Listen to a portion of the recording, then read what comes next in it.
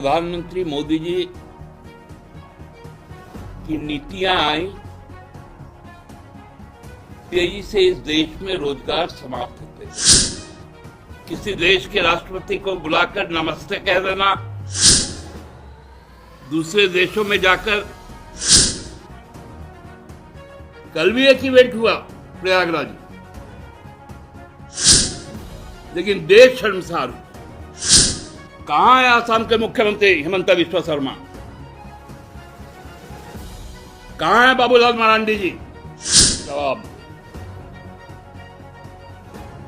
क्यों चुप हो गई भाजपा? उनके गाड़ियों से जब रफा दफा किया गया तो गाड़ियों के शीशे काले कर दिए। चुनाव का नतीजा आया था और उसके बाद वहां के नवनिर्वाचित राष्ट्रपति डोनाल्ड ट्रंप जी ने पूरे विश्व के नाम जो संदेश दिया था, वो संदेश बड़ा असामान्य था। खासकर उन देशों के लिए जिन देशों के लोग अमेरिका में रहकर अमेरिकी अर्थव्यवस्था ही केवल नहीं, उनके एग्रीकल्चर सेक्टर से लेकर इंडस्ट्रियल प्रोडक्शन से लेकर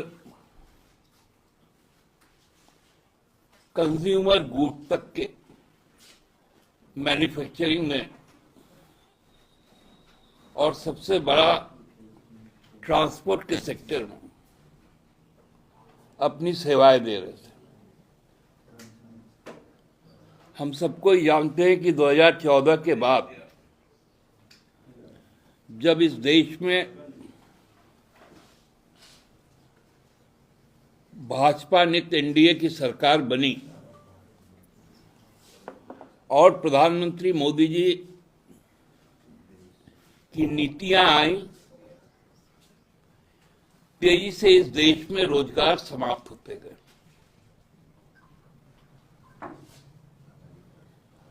रोजगार के तलाश में किसी तरह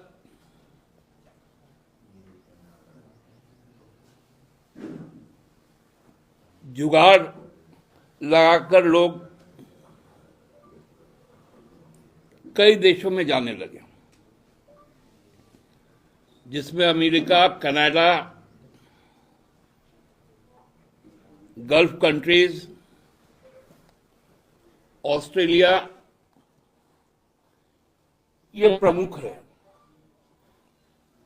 जो भारतीय संसद में देश का विदेश मंत्रालय का आंकड़ा आया, 2014 से 2024 तक लगभग 50,000 लोगों ने भारतीय नागरिकता को त्याग करके दूसरे देशों की नागरिकता ली। मोदी जी के ही काल में जो आर्थिक अपराधी हैं, चाहे वो नीरव मोदी हो, ललित मोदी हो, विजय माल्या हो, मेहुल चोकसी हो, आधार पुनेवाला हो, ये सभी लोग देश से बाहर चल गए और भारत सरकार मुंह देखते रह गई।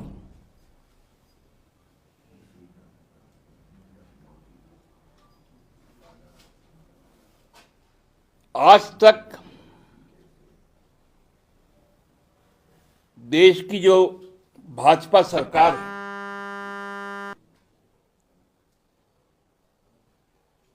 जो नेहरू के समय से चला आ रहा हमारा विदेश नीति है, पंचशील का सिद्धांत नेहरू का स्वर्गीय गांधी, इंदिरा गांधी जी का नॉन अलाइनमेंट मूवमेंट, इन सबको ताक पर रख दिया गया और विदेश नीति को इवेंट बना दिया गया।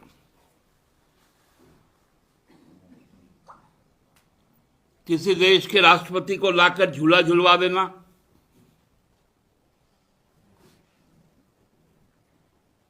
किसी देश के राष्ट्रपति को बुलाकर नमस्ते कह देना,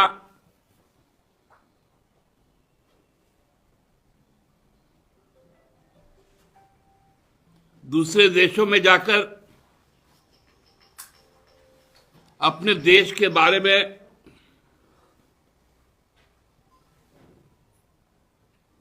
देश को लज्जित करने के नाम पर भाषण दे देना, यही नीतियां रही। इन नीतियों का तो प्रतिफल मिलना ही था।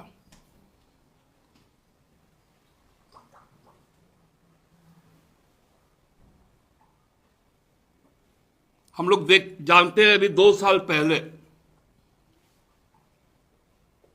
रशिया यूक्रेन का जब युद्ध शुरू हुआ तो यूक्रेन में बहुत सारे देशों के छात्र वहां पर मेडिकल की पढ़ाई करने जाते हैं। अचानक शुरू हुआ युद्ध, तब यूएनओ ने एक दखल दिया कि भाई जो गैर यूक्रेनी बच्चे हैं उनको सेफ पैसेज दिया जाए और उनको अपने अपने घरों तक वापस लौटाया जाए। उसी के तहत रशिया और यूक्रेन ने एक साइलेंस टाइम डिक्लेयर किया। भारत सरकार का विमान यूक्रेन गया, उसमें भारत सरकार के तत्कालीन कैबिनेट मंत्री लोग बैठकर गए, बच्चों को लेकर आए और उसका विजुअलाइजेशन हुआ।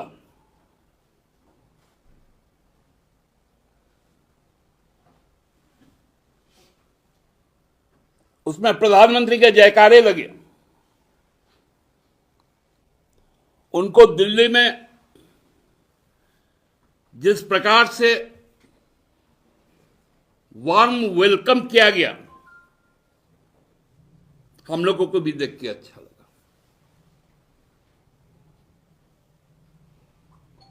हाँ, वो भी एक इवेंट था।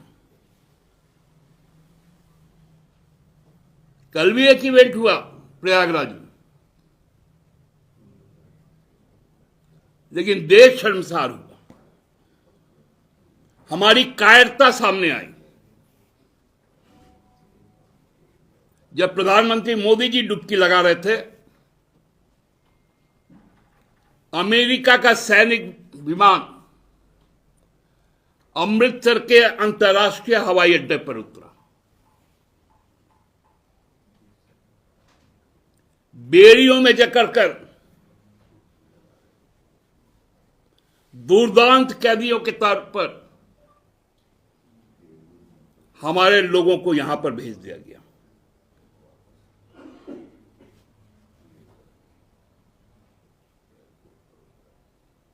अभी संविधान का उत्सव मना रहे हैं हम लोग। हमारे सॉवरेनिटी पर इतना बड़ा हमला हो गया,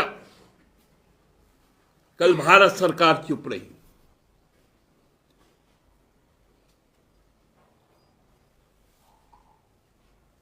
भाजपा चुप रही।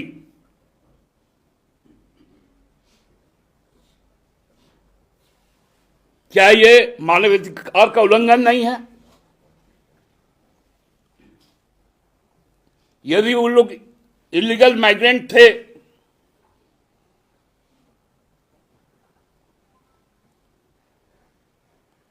तो भारत सरकार का विदेश मंत्रालय 2 दिन पहले कह रहा था कि हमारी बातचीत चल रही है, हम उनको लेकर आएंगे।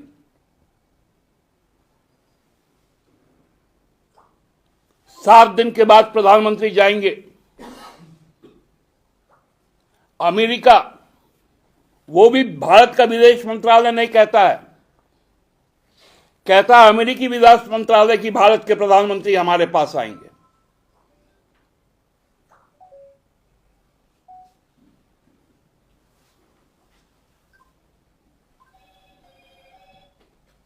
अमेरिका डिक्टेट कर रहा है कि हमको अपना एक्साइज ड्यूटी घटाना है।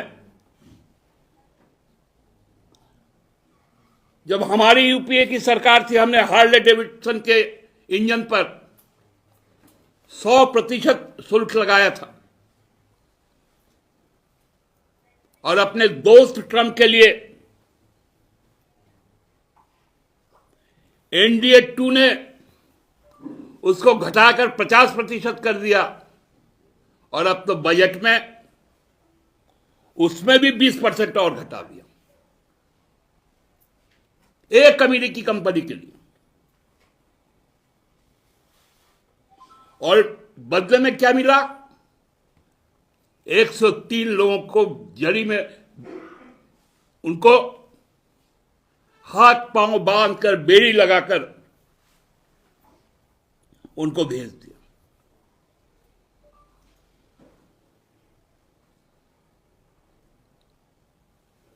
कहां गए भाजपा के वो नेतागण जो 2 महीना पहले यहां आकर बांग्लादेशी घुसपैठी कहते थे,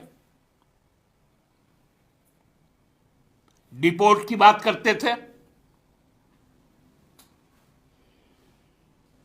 कहां है आसाम के मुख्यमंत्री हिमंता बिस्वा शर्मा?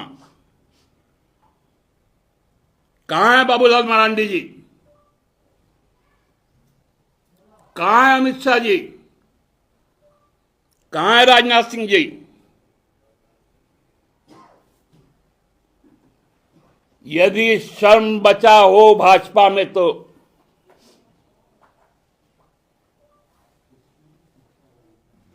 इस पर जवाब दे। क्यों चुप हो गई भाजपा?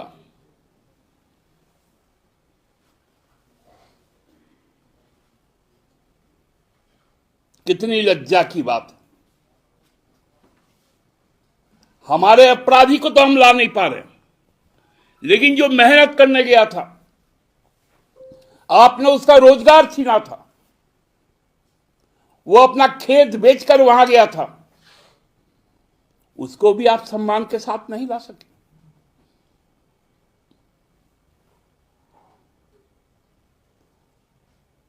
उनके गाड़ियों से जब रफा दफा किया गया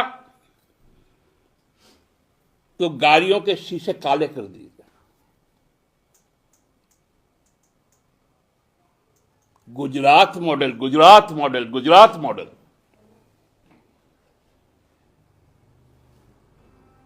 रुपया का भाव गिरता है तो देश गिरता है। कहां भाजपा के लोग? कितना मजबूत हो गया रुपया?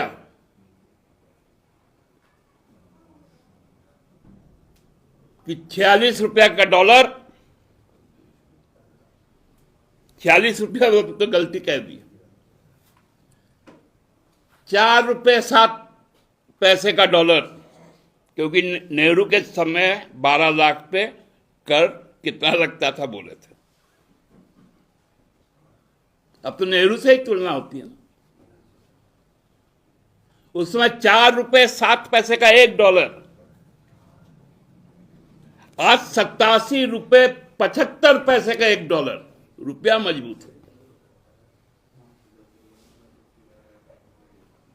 उस समय तो इनका तर्क है 4 रुपया देने से 1 डॉलर आ जाता था। देखो रुपया कितना मजबूत हो गया। अब हम लोग 87 रुपये 75 पैसे देते तब 1 डॉलर आता।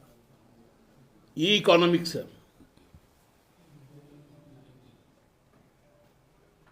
बहुत ही शर्मनाक कल का दिन रहा देश के लिए। गुजरात के 33 लोग गए।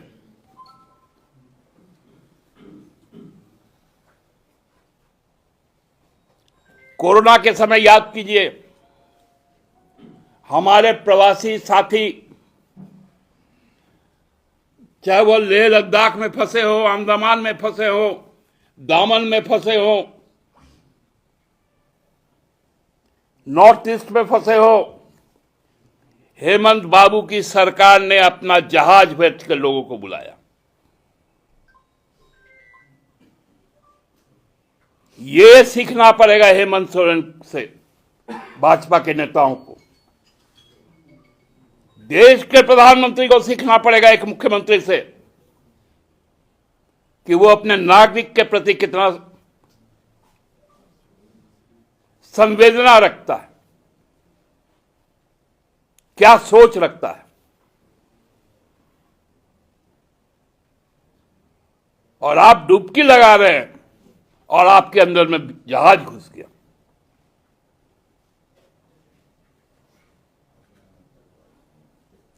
कल अमेरिका कुछ भी कहेगा, हमको मान लेना है। अमेरिका का सारा प्लेटफॉर्म हम यूज कर रहे हैं, चाहे वो गूगल हो, एक्सो, इंस्टाग्राम हो। चाइना का प्रोडक्ट हम यूज कर रहे हैं। यहां जितने माइक्रोफोन है, जितने चिप लगे हुए हैं यहां पर, सब चाइना के। सब प्लेटफॉर्म अमेरिका का, हमारे पास घंटा। और बोल रहे हैं हम देश को तरक्की के रास्ते पर ले जा रहे हैं।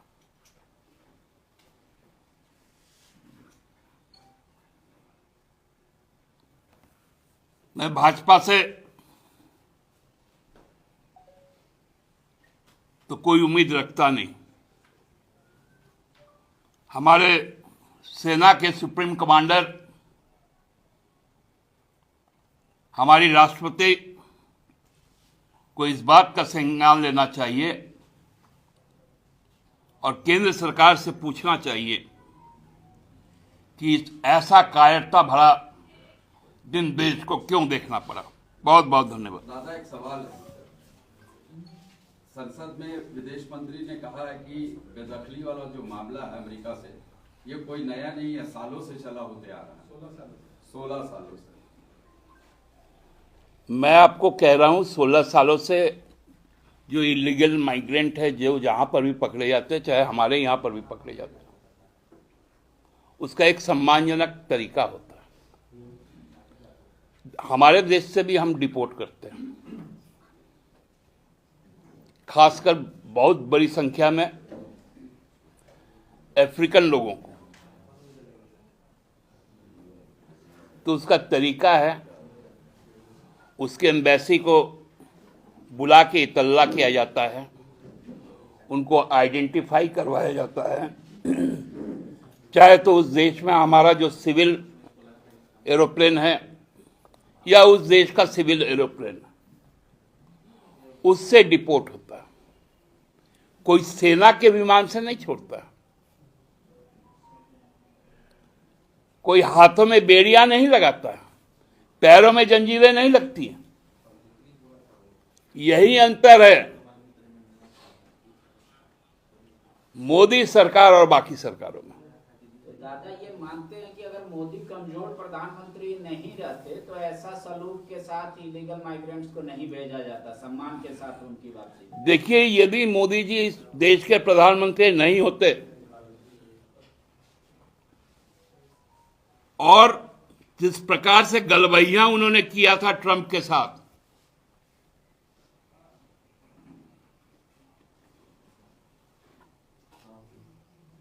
तो ये दुर्दशा कभी नहीं देखना होता। एक स्टेटमैनशिप होता है और एक व्यापारी होता है।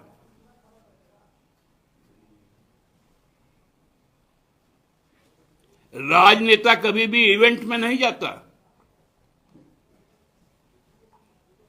राजनेता नीतिगत बातें करता है। आप में से कितने लोग एक दो संस्था को छोड़कर जिन्होंने प्रधानमंत्री का इंटरव्यू लिया हो?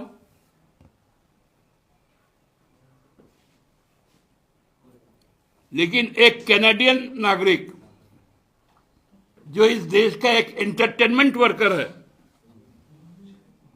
अक्षय कुमार वो प्रधानमंत्री जी का इंटरव्यू करता है, पुलवामा होता है तो वो जिम कॉर्बेट में जाते हैं, अमेरिका का सैनिक विमान घुसता है तो वो डुबकी लगाते हैं।